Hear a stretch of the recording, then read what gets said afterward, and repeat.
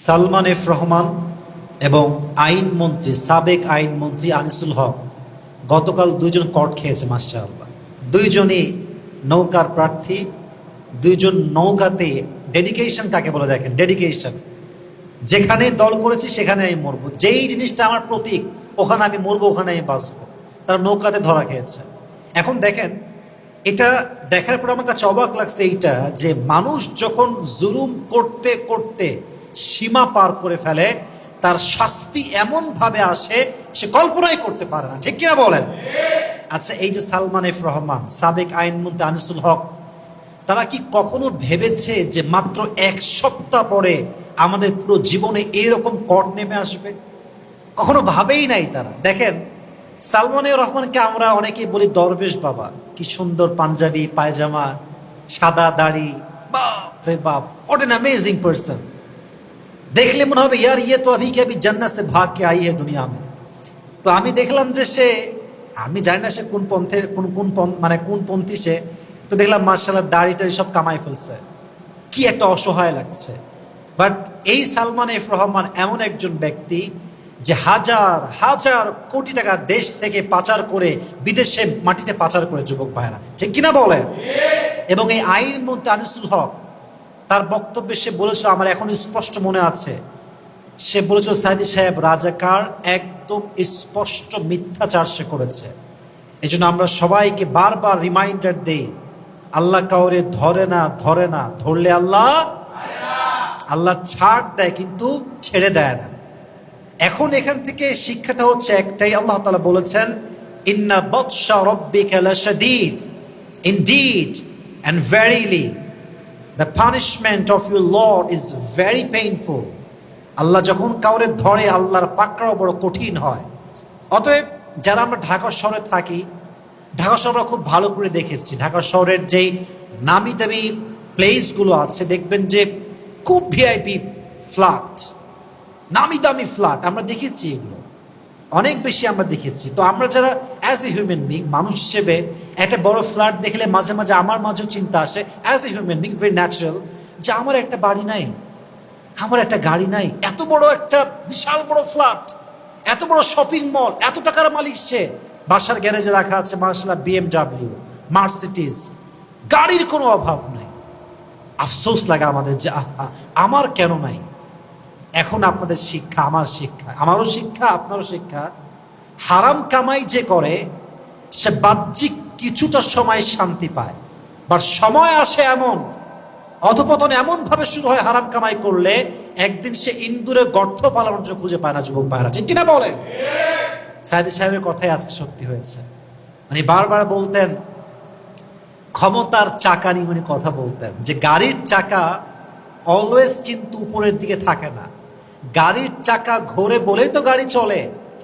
উনি বলতেন যারা আজকে ক্ষমতার চাকা উপরে আছে বলে, দল ক্ষমতায় আছে বলে নির্যাতন করছেন, জুলুম করছেন, মেরে খাচ্ছেন, বেআইনি কাজ করছেন, সুদ খাচ্ছেন, ঘুষ খাচ্ছেন, সময় আসবে এমন যেদিন আপনি ইন্দ্রের গর্ত পালানোর জন্য খুঁজে পাবেন না, যুবক ভাইরা, ঠিক কিনা বলেন? এটা ওনার ভবিষ্যৎবাণী ছিল এবং সত্য এটাই হয়েছে, এটাই বাস্তবে রূপ ধারণ করে, যুবক ভাইরা। অতএব বোঝা গেল আগামীতে যারা নেক্সট মন্ত্রী হবেন, মিনিস্টার হবেন, মেয়র হবেন, এমপি হবেন, পুলিশের প্রধান হবেন, মাথায় রাখবেন বেনজির আহমদ হইলে কিন্তু চলবে না। এদেশে বেআইনি কাজ করে ছাড় পাওয়া যাবে না। এদেশে মানুষ এখন সোচ্চার হয়েছে, প্রতিবাদী হয়েছে, তারা এখন জুলুম অত্যাচারের বিরুদ্ধে রুখে দাঁড়াতে শিখে গেছে, যুবক ভাইরা, ঠিক কিনা বলেন?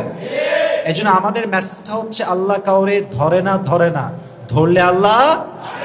আরেকটা কথা আমি সবাইকে বলতে চাই, হারাম কামাই যে করে তাকে দেখে আপনি কখনো মন খারাপ করবেন না। কিভাবে মন খারাপ করেন আপনারা সবাই, আমরাও করি।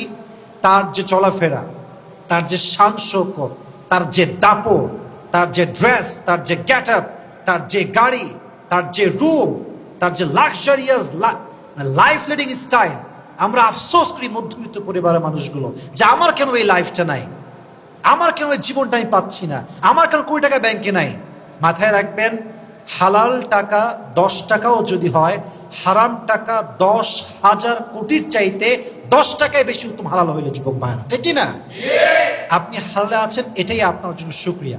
এবং আমরা আমাদের যারা মুরব্বী আছে, আমার বাবা, আমাদের যারা মুরব্বীরা সবসময় ওনারা বলতেন যে এই যে জুলুমটা দেশে চলছে এটার বিচার একদিন হবে, হয়তো আমরা দেখতে পারবো না।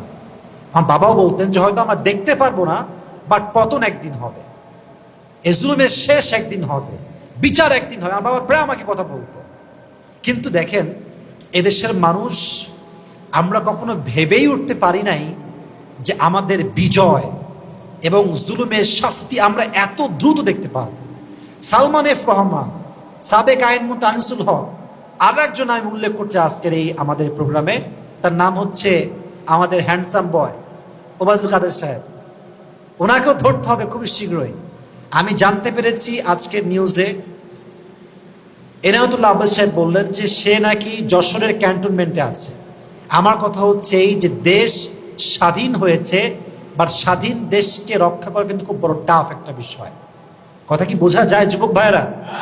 যদি প্রত্যেকটা মন্ত্রীকে আইনের আওতায় আনা হয়, কোর্টে হাজির করা হয়, আমার যেটা বিশ্বাস, এটা আমার পার্সোনাল পয়েন্ট অফ ভিউ, তারা যে ষড়যন্ত্র করছে, এই সংখ্যালঘুকে আঘাত করো, হিন্দুদের মন্দির ভেঙে দাও, এইটা করো সেইটা করো, সবগুলো জেলে ভরলে, কট খাইলে কোনো বেইমানি তারা করতে পারবে না দ্বিতীয়বারের জন্য যুবক ভাইরা, ঠিক কিনা বলেন? এদেরকে দ্রুত আইনের আওতায় আনতে হবে। এজন্য ক্ষমতা চিরকাল থাকে না।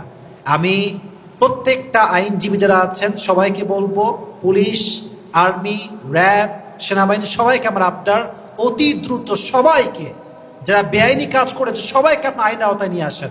সবাই একসঙ্গে ধরা খাইলে বাংলাদেশের যে স্বাধীনতা আমরা অর্জন করেছি রুখে দেওয়ার সাধ্য আর কারো থাকবে না, ঠিক কিনা বলেন? পাশাপাশি লাস্ট মেসেজ সবার জন্য আমার, শেষ কথা, ছাত্র জনতা যারা আছি আমরা সবাইকে সোচ্চার থাকতে হবে। রাজপথ ছাড়া যাবে না, কারণ রাজপথ ছাড়লেই আবার বিপদ যুবক ভাইরা আসতে পারে কি পারে না। সমস্ত বেআইনি কার্যকলাপ যারা করেছে সবাইকে জেলে রাখতে হবে, আদালতে নিয়ে আসতে হবে, বিচার করতে হবে, এবং সবাইকে, ছাত্রদেরকে বিশেষ করে রাজপথে সোচ্চার থাকতে হবে। কোনো প্রকার কোনো মন্ত্রী এমপি টাকা দিয়ে যেন কোনো প্রকার কোনো সাহস ষড়যন্ত্র না করতে পারে, আমাদের সর্বোচ্চ রুখে দাঁড়াবার চেষ্টা করতে পারে। আছেন তো ইনশাআল্লাহ? আমি সমস্ত ছাত্রের জন্য, সমস্ত যুবকদের জন্য দোয়া করলে আমাদের সবাইকে, আমরা যে স্বাধীনতা অর্জন করেছি এটাকে আমাদের সকলকে ধরে রাখার তৌফিক দান করুক। আমরা সকলেই মন খুলে পড়ছি আমিন। পাশাপাশি আমরা এটাও দোয়া করছি আমাদের দেশ যেন পরিপূর্ণ একটি ইনসাফ ভিত্তিক রাজ্য কায়েম হয়, কোরআনের সংবিধান চালু হয়, এবং আমরা যেন বিশ্বনবীর সুন্নাহ অনুযায়ী, মদিনার সনদ অনুযায়ী দেশ তাতে পেলে আমাদের সে তৌফিক দান করুক। সকলে আমরা মন খুলে পড়ছি আমিন।